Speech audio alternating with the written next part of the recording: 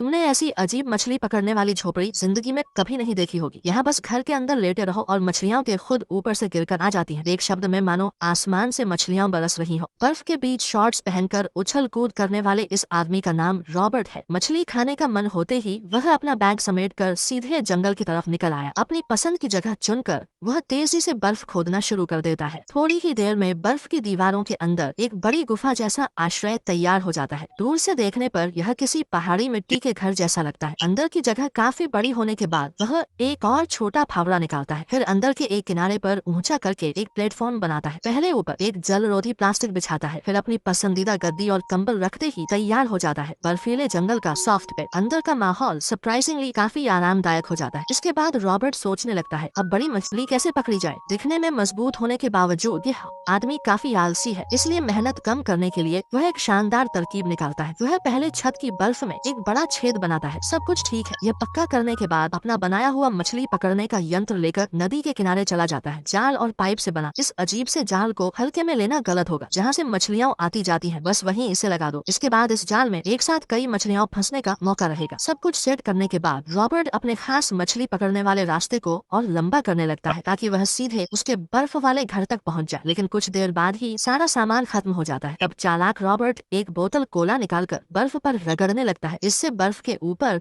एक प्राकृतिक फिसलन भरी स्लाइड बन जाती है। बस इसे छत के छेद तक बढ़ा देने से पूरा मछली पकड़ने वाला रास्ता तैयार हो जाता है। इसके बाद नदी की मछलियाँ जाल में फंसकर इस बर्फीली स्लाइड से फिसलती हुई सीधे उसके घर के अंदर चली आएंगी और आकर सीधे उसके बिस्तर के सामने गिरेंगी। सब कुछ खत्म करने के बाद रॉबर्ट जल्दी से कंबल के अंदर घुस जाता है। एक तरफ आराम से लेटा रहता है, दूसरी तरफ धैर्य के साथ इंतजार करता रहता है। थोड़ी ही देर में एक बड़ी मछली पाइप के अंदर से तेजी से फिसलती हुई आती है।